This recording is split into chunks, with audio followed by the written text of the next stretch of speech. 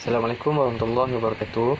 Hari ini saya akan menceritakan tentang kisah seorang wali Allah yang bernama Malik bin Dinar. Malik bin Dinar ini ialah seorang ahli hadis yang banyak meriwayatkan hadis daripada tokoh-tokoh terkenal seperti Anas bin Malik dan Ibnu Sirin. Dia juga merupakan anak murid kepada Syekh Hasan Al-Basri. Baik, bagaimana Malik bin Dinar ini mendapat nama?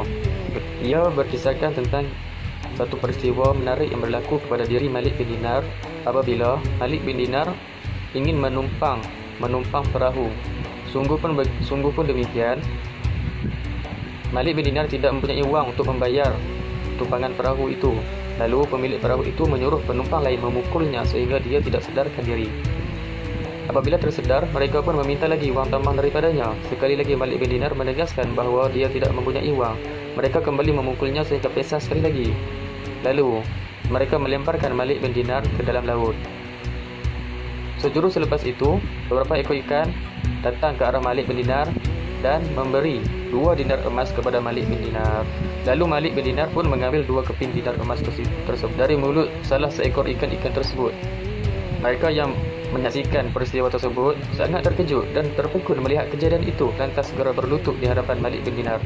Maka Malik bin Dinar pun keluar dari perahu itu dan berjalan di atas air meninggalkan perahu tersebut. Mereka yang berada dalam perahu itu bertambah terkejut dan menyesali perlakuan mereka. Dan peristiwa inilah dia mendapat namanya itu, iaitu Malik bin Dinar. Pada satu ketika dahulu, Malik bin Dinar benar-benar teringin untuk menjadi seorang ketua masjid di sebuah masjid yang besar dan mewah. Lalu Malik bin Dinar merancang untuk menjadi ketua masjid di situ. Apa yang dia lakukan? Dia kerap mendatangi masjid mengerjakan solat selama setahun. Malik bin Dinar sangat berharap agar orang ramai melihat perbuatannya sekaligus dia akan dipilih sebagai ketua masjid di situ. Namun, Malik bin Dinar sering berperang dengan dirinya sendiri mengenai perbuatannya itu.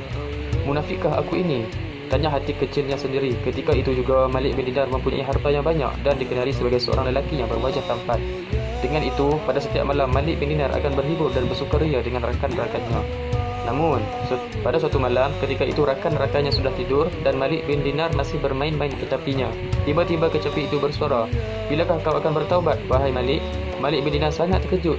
Melalui peristiwa itu, dia terus berlari ke masjid dan tidak menghiraukan kecapi yang dicampakkannya. Sebaik tiba di masjid, dia terus duduk dan merenung kembali akan perbuatannya selama ini. Malik bin Dinar benar-benar menyesal atas apa yang telah dibuat dan bertekad untuk bertaubat dan mengejarkan solat dengan khusyuk dan ikhlas kepada Allah Subhanahu Wa Taala. Seusai kemudian, sekumpulan penduduk berkumpul di hadapan masjid dan melihat keadaan masjid di situ. Apabila mereka melihat keadaan masjid dengan demikian, mereka merasakan mereka perlu melantik seorang penjaga masjid untuk memperbaiki masjid ini.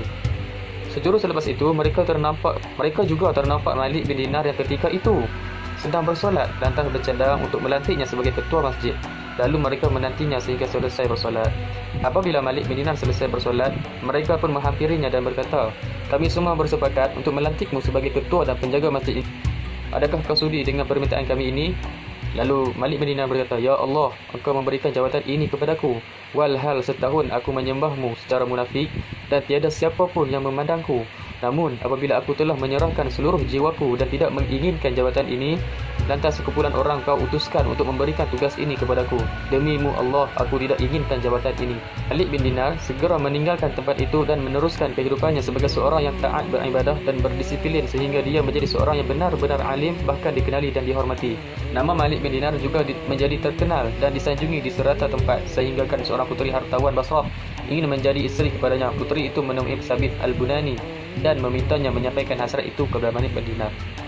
Lalu Sabit Al-Bunani menyampaikan hasrat anak hartawan itu dan Malik bin Dinar terus menjawab, "Aku tidak dapat menikahi wanita itu kerana aku telah mentalakkan dunia dengan talak 3 dan wanita itu termasuk dalam dunia yang telah aku talakkan." Selepas itu Malik pun meninggalkan semua perkara berkaitan kurniaan. Dia melatih dirinya melawan hawa nafsu dengan berpuasa secara berterusan sepanjang hidupnya. Pengajaran di sini adalah sebagai hamba Allah, kita haruslah melakukan ibadah kepada Allah dengan semata-mata untuk meraih keredaan kepada Allah, bukan meraih keredaan manusia. Kerana dengan mengharapkan keredaan Allah, Allah akan memberikan ganjaran yang tidak kita sangka-sangka. Dan dengan hanya mengharapkan keredaan manusia, kita hanya akan mendapat lelah dan akhirnya kita kecewa dengan apa yang telah kita perbuatkan. Sekian wallahu a'lam. Wassalamualaikum warahmatullahi wabarakatuh.